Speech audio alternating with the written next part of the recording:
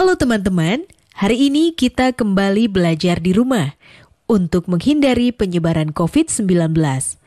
Hari ini kita akan menyimak tayangan tentang Sri Kandi Indonesia. Siapa saja mereka? Yuk kita simak bersama.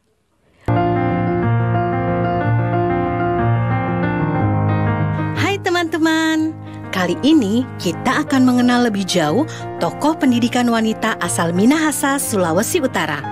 Namanya Maria Walanda Maramis. Seperti apa perjuangannya? Ayo kita simak kisahnya. Maria adalah anak bungsu dari 3 bersaudara. Ia adalah adik kandung dari A.A. Maramis yang merupakan Menteri Keuangan pada masa awal kemerdekaan. Wanita yang lahir di Minahasa pada 1 Desember 1872 ini sejak usia 6 tahun telah menjadi yatim piatu. Maria dan kedua saudaranya kemudian diasuh oleh paman dan bibi mereka. Maria hanya mengenyam pendidikan sampai setingkat SD karena pada masa itu anak perempuan Minahasa tidak diizinkan mengenyam pendidikan lebih tinggi lagi. Namun Maria tidak pernah berhenti belajar dari orang-orang terpelajar di sekitarnya. Semangatnya untuk memajukan nasib kaum wanita terus tumbuh meskipun harus mendobrak tradisi. Menurut Maria, seorang ibu adalah inti dari sebuah rumah tangga yang juga menjadi inti masyarakat. Karena itu, seorang anak perempuan harus mendapatkan pendidikan yang lebih tinggi sama seperti laki-laki. Setelah menikah, Maria kemudian pindah ke Manado. Di kota inilah pada tahun 1917, Maria bersama beberapa temannya mendirikan organisasi percintaan ibu kepada anak temurunnya yang disingkat PIKAT. Awalnya organisasi ini adalah wadah perempuan Minahasa untuk mengatasi permasalahan sehari-hari. PIKAT kemudian berkembang pesat dan memiliki banyak cabang hingga ke Kalimantan dan Jawa. PIKAT juga mendirikan sekolah gratis bagi anak perempuan yang dikenal dengan nama Howis Hound School PIKAT dan sekolah kejuruan putri lengkap dengan asramanya. Perjuangan Maria bahkan tidak hanya dalam bidang pendidikan. Ia adalah tokoh yang giat memperjuangkan agar wanita turut andil dalam dunia perpolitikan di Minahasa.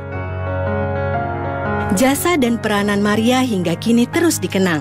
Sebagai apresiasi, pada tahun 1969, pemerintah menganugerahkan gelar pahlawan nasional kepada Maria. Perjuangan Maria Walanda Maramis penting untuk kita teladani ya teman-teman. Maria Walanda Maramis salah seorang tokoh pendidikan wanita dari Minahasa. Meski hanya tamat SD, tetapi semangatnya untuk memajukan pendidikan wanita Indonesia sangatlah besar. Oleh karena itu, pemerintah Indonesia pada tahun 1969 memberikan gelar pahlawan nasional kepada beliau. Coba amati lingkungan di sekitar tempat tinggalmu. Apakah masih ditemukan seseorang yang tidak bersekolah?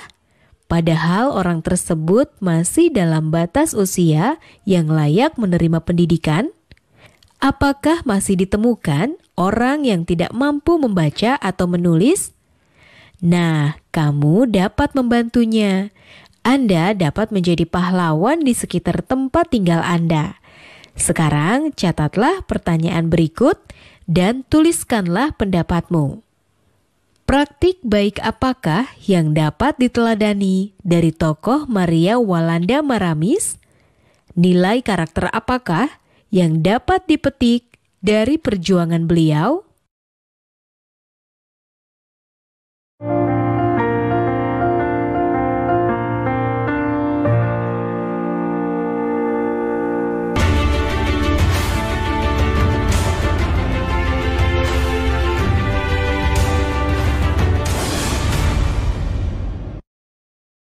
Hal penting cegah COVID-19.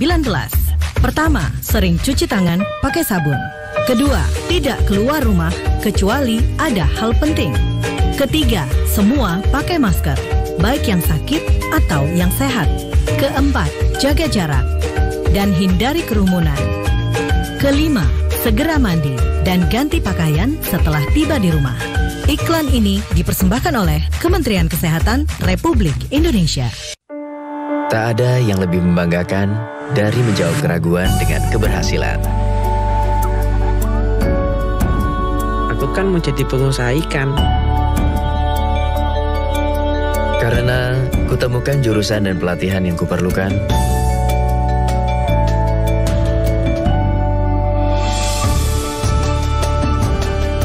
SMK, langkah awal sebuah keberhasilan. Jangan lupa ya, luangkan waktu untuk membaca. Nah, sudah membaca apa, Dek? Ini, Kak. Menanam.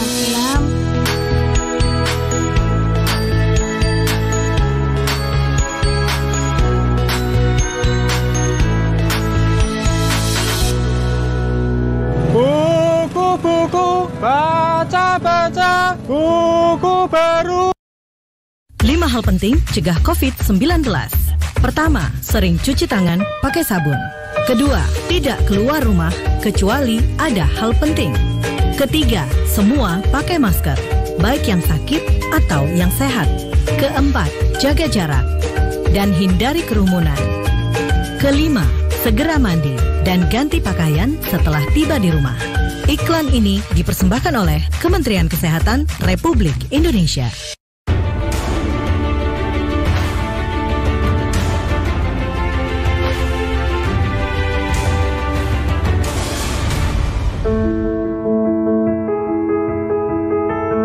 Hai teman-teman, Indonesia adalah negara maritim terbesar di dunia. Dan ada satu fakta membanggakan tentang sejarah maritim Indonesia yang sangat seru ceritanya.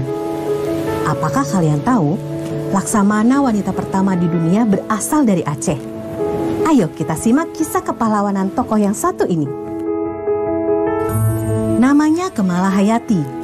Ia adalah pemimpin armada laut kerajaan Aceh di masa pemerintahan Sultan Al-Mukamil yang memerintah pada akhir abad ke-16.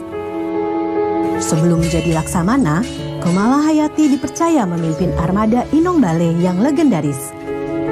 Pasukan ini terdiri atas wanita-wanita janda yang suaminya gugur dalam pertempuran melawan Portugis. Sebagai titik pertahanan strategis, didirikan benteng yang dikenal dengan nama Kuta Inang Bale.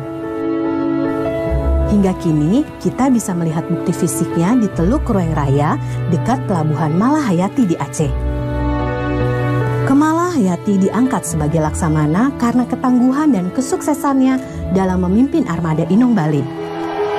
Sebagai seorang Laksamana, Kemala Hayati bertugas memimpin armada laut, mengawasi pelabuhan, dan mengawal diplomasi kerajaan Aceh dengan bangsa Eropa. Seorang nahkoda kapal Belanda mencatat, di bawah pimpinan Kemala Hayati, kekuatan armada laut kerajaan Aceh mencapai 100 kapal perang. Kapal-kapal itu bisa dinaiki 400 sampai 500 penumpang. Luar biasa bukan? Saat Belanda datang ke Aceh pada tahun 1599 di bawah Cornelis de Houtman dan hendak memonopoli perdagangan, Kemala Hayati tampil memimpin pasukan dan bertempur dengan berani. Kemala Hayati bersama pasukannya berhasil meluluh lantakkan pasukan Belanda dan membunuh Cornelis de Houtman. Itulah salah satu kisah perjuangan Kemala Hayati. Sebagai apresiasi, pemerintah Republik Indonesia mengabadikan namanya pada sebuah kapal perang, yaitu KRI Malahayati. Dan pada tahun 2017, pemerintah resmi mengangkat Kemala Hayati sebagai pahlawan nasional. Senang ya, wanita pertama di dunia yang menjadi Laksamana ternyata dari Indonesia, tepatnya berasal dari Aceh. Sungguh luar biasa keberanian Laksamana Kemala Hayati dalam berperang sampai menewaskan pasukan perang Belanda, Cornelis de Houtman. Sebagai tugasmu, catat pertanyaan berikut dan tuliskanlah jawabanmu, baik berupa opini atau fakta yang sesuai dengan isi tayangan tersebut. 1. Apakah kamu bangga dengan Laksamana Kemalahayati, tokoh pahlawan wanita Indonesia? Apa yang membuat kamu bangga pada beliau? 2. Siapakah yang saat ini kamu banggakan? Mengapa kamu bangga kepadanya?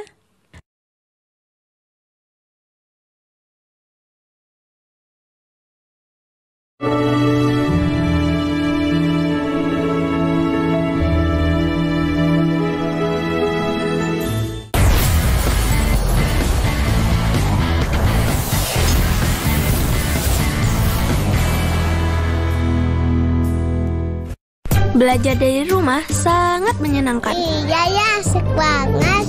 Belajar dari Rumah, sebuah program yang memperluas akses belajar melalui televisi dan untuk seluruh jenjang pendidikan, mulai PAUD hingga pendidikan menengah. Ada pula siaran kebudayaan untuk semua dan pengasuhan anak bagi orang tua dan guru. Saksikan Belajar dari Rumah hanya di TVRI, Senin sampai dengan Jumat, mulai 13 April 2020, mulai pukul 8 waktu Indonesia Barat. Tonton sajian program pembelajaran dan kebudayaan yang bermanfaat, seperti pesan Menteri Pendidikan dan Kebudayaan Republik Indonesia, Bapak Nadiem Makarim berikut ini.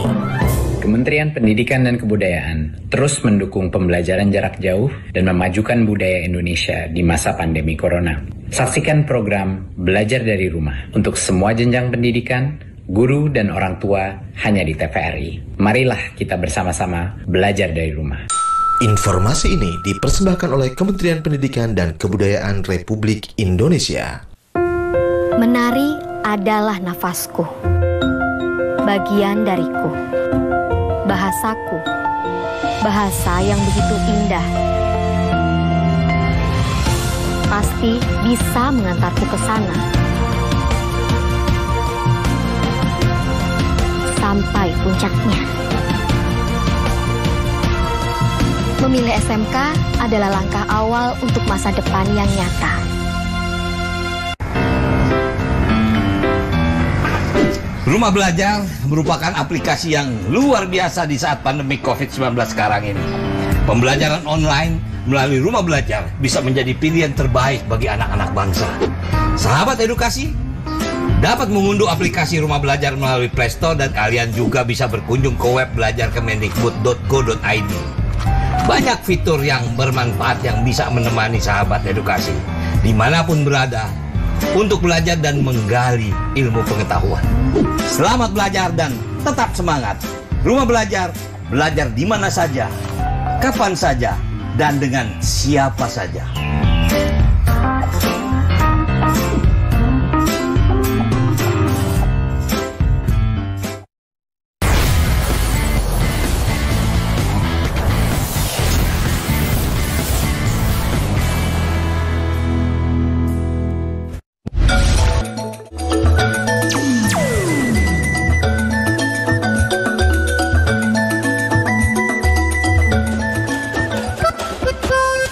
Banyak sekali Kartini-Kartini Indonesia yang gigih dalam mengukir prestasi hingga mengangkat derajat bangsa Indonesia di mata dunia. Berbagai kisah dari para atlet perempuan Indonesia untuk mengibarkan sangsaka akan diceritakan melalui program ini. Tahun 1988, tahun bersejarah yang mencatatkan namanya sebagai salah satu peraih medali pertama bagi Indonesia. 3 Sri Kandi mendapat peringkat di bawah tuan rumah Korea Selatan. Siapa sangka, medali tersebut justru diraih dari cabang olahraga panahan dan bahkan didapatkan oleh atlet-atlet yang namanya belum banyak dikenal. 3 Sri Kandi atau Trio Sri Kandi. Itulah julukan yang diberikan kepada 3 pemanah putri Indonesia yang berhasil membawa pulang medali pertama Indonesia. Mereka adalah Lilis Handayani, Nur Fitriana Saiman, dan Kusuma Wardani. Lilis Handayani, seorang wanita kelahiran Surabaya, Jawa Timur. Ia lahir pada tanggal 15 April 1965. Kejuaraan-kejuaraan lokal mulai diikuti Lilis sebagai langkah awal. Sampai ketika September 1982, ia mengikuti kejurnas panahan dan membawa pulang 4 medali emas. Dari situ namanya mulai dikenal lebih luas. Prestasi gemilangnya itu akhirnya mengantarkan ia menjadi wakil Indonesia dalam Olimpiade Seoul. Perempuan dari 3 Serikandi berikutnya adalah Nur Fitriana Saiman. Yana, begitu ia kerap disapa, sesosok perempuan tangguh dari Jakarta yang lahir pada tanggal 7 Maret 1962. Berhasil masuk 10 besar seperti membuka gerbang bagi kejuaraan-kejuaraan panahan yang ia ikuti selanjutnya. Hingga ia berhasil meraih medali perak dari SEA Games Manila dan SEA Games Singapura. Namanya kian melejit setelah ia berhasil menjadi pemanah peringkat 11 Asia. Tahun 1988, tahun bersejarah yang mencatatkan namanya sebagai salah satu peraih medali pertama bagi Indonesia. Kusuma Wardani, wanita kelahiran Makassar 20 Februari 1964 ini tercatat sebagai salah satu dari 3 Serikandi Indonesia. Menurut cerita Suma, panggilan akrabnya, pelatihnya tersebut kerap kali secara tiba-tiba meminta ia dan timnya itu berlatih. Uniknya, tempat latihan mereka bukan hanya di arena memanah, namun terkadang di sawah, di bukit, dan tempat tak terduga lainnya. Latihan dan kerja keras tersebut pada akhirnya terbayar dengan kejuaraan yang berhasil diraih 3 Serikandi tersebut. Kebanyakan orang beranggapan bahwa pembalap mobil formula itu hanya untuk pria saja. Tetapi wanita ini mematahkan anggapan tersebut. Alexandra. Ya, Alexandra dikenal sebagai satu-satunya pembalap perempuan asal Indonesia di kelas go-kart atau mobil formula. Bahkan Alexandra dikenal sebagai pembalap wanita pertama di Asia yang mengikuti kejuaraan hingga ke kancah internasional. Alexandra Nur Lutfia atau yang sering disapa Alexandra Asma Subrata adalah salah satu wanita kebanggaan Indonesia. Ia lahir di Jakarta 23 Mei 1988. Alexandra mulai populer sejak menjuarai kejuaraan nasional kart championship tahun 2002. Dari Alexandra, kita bisa belajar bahwa kita tidak harus berpatok pada gender atau usia jika kita ingin mengejar sesuatu. Jika membicarakan kompetisi lari gawang Indonesia, pasti tidak akan pernah lepas dari salah satu atlet kebanggaan Indonesia ini.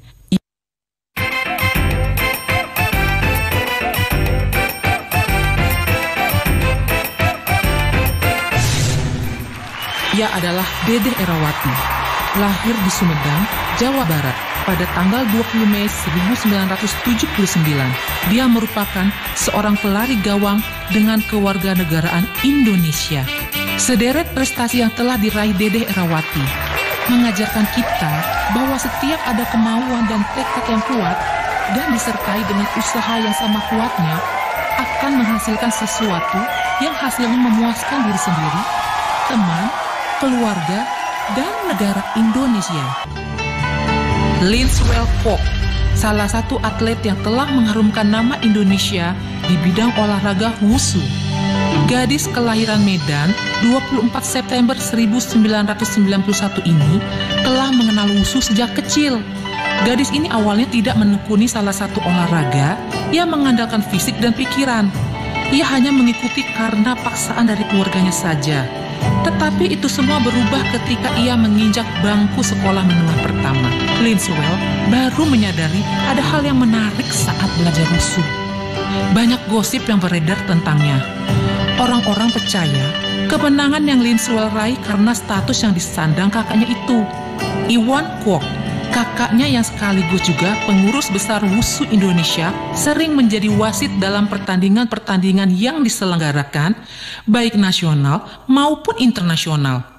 Padahal, kemenangan yang ia raih berkat hasil jeripayahnya sejak kecil dulu.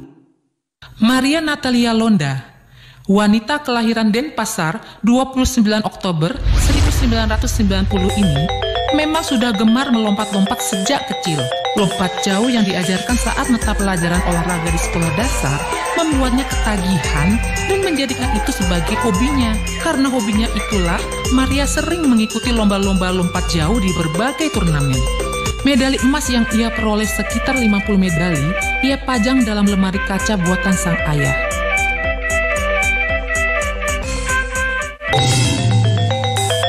Ninengah Widiasih, seorang wanita kelahiran Karangasem, Bali, tanggal 12 Desember 1992, harus kehilangan pergerakan kakinya ketika menginjak usia 3 tahun karena penyakit polio yang dideritanya. Dan pada usia 3 tahun pula, fungsi kakinya digantikan dengan kursi roda. Awalnya Widiasih mengaku hanya ikut-ikut saja. Kebetulan di lingkungan ia tinggal banyak terdapat atlet angkat berat. Namun, setelah dilihat-lihat, pelatihnya malah menyuruhnya untuk ikut latihan dengan sungguh-sungguh. Widiasih memulai perlombaan di tingkat nasional atau kejurnas pada usia 14 tahun. Dan pada saat inilah, kepercayaan diri Widiasih bangkit setelah melihat atlet-atlet difabel lainnya. Dan pada perlombaan pertamanya ini, ia juga membawa pulang medali emas pertamanya. Sejak saat ini, Widiasih salah satu atlet nasional dan memenangkan kejuaraan-kejuaraan tingkat nasional. Ia juga mulai mengikuti perlombaan tingkat Asia sampai dunia. Ninengah Widiasih adalah salah satu potret dari perempuan-perempuan hebat di Indonesia yang telah membuktikan bahwa kekurangan yang ia miliki bukanlah akhir dari kisah hidupnya. Rifda Irvana Lutfi, gadis kelahiran Jakarta 16 Oktober 1999 ini, mulai diperkenalkan dengan olahraga saat berusia 6 tahun, ketika Rifda kelas 1 sekolah dasar. Rifda merupakan gadis yang menyukai ketinggian dan memacu adrenalinnya. Saat di Ragunan, ia melihat pesenam yang sedang berlatih trampolin. Dan saat itulah Rifda mulai tertarik dan jatuh cinta dengan senam. Bakat Rifda akhirnya dilirik pelatnas seiring berjalannya waktu. Ia pun akhirnya diminta mewakili Indonesia dalam ajang internasional. Ia terus menorehkan prestasi yang mengharumkan bangsa. Kepribadian Indonesia tercermin juga padanya. Terus kobarkan semangat untuk menyebarkan sang saka di berbagai negara, Rifda. Kami akan terus mendukungmu.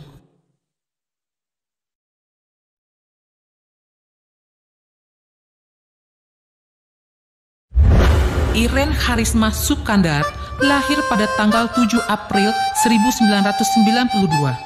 Merupakan Grandmaster Catur Putri asal Indonesia. Ia meraih gelar Grandmaster wanita pertama di Indonesia saat usianya yang ke-16 tahun.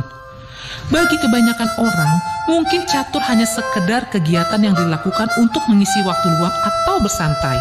Namun bagi Iren, catur merupakan olahraga yang sangat sesuai dan pas untuk karakter dirinya. Sri Rahayu Basuki atau yang lebih dikenal dengan nama Yayu Basuki ini lahir di Yogyakarta pada 30 November 1970. Ia merupakan petenis asal Indonesia yang namanya telah dikenal hingga keluar Indonesia, terutama pada bidang olahraga tenis. Walaupun sekarang telah gantung raket, tetapi prestasi-prestasinya pasti akan selalu dikenang. Awal dari karirnya yang gemilang dimulai setelah ia bergabung dengan PB Pelita pada tahun 1990. Setahun kemudian, Yayu berhasil menjuarai WTA Tour nomor tunggal di Patara, Thailand. Ini merupakan pertama kalinya bagi Indonesia yang mampu menjuarai turnamen ini. Liliana Nasir sudah tak asing lagi dengan nama seorang pebulu tangkis nasional yang telah mengibarkan sang merah putih di berbagai kejuaraan dunia.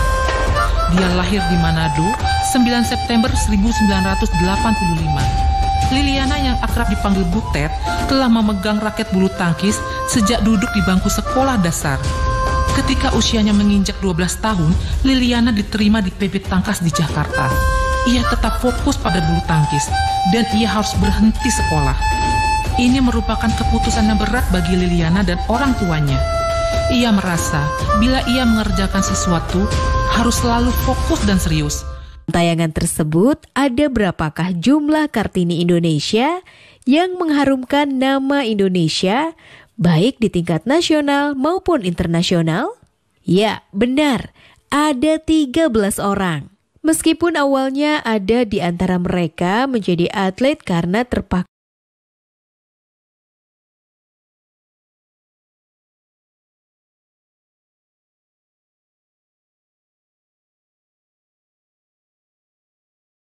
Apakah atlet yang menarik perhatian dan menginspirasimu untuk berprestasi?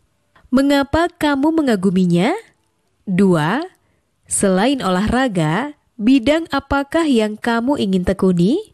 Usaha apakah yang kamu lakukan untuk meraih prestasi di bidang tersebut? Sekarang tetap belajar dari rumah ya teman-teman. Jaga jarak, rajin cuci tangan, dan pakai masker agar kita mencegah penyebaran COVID-19. Sampai jumpa!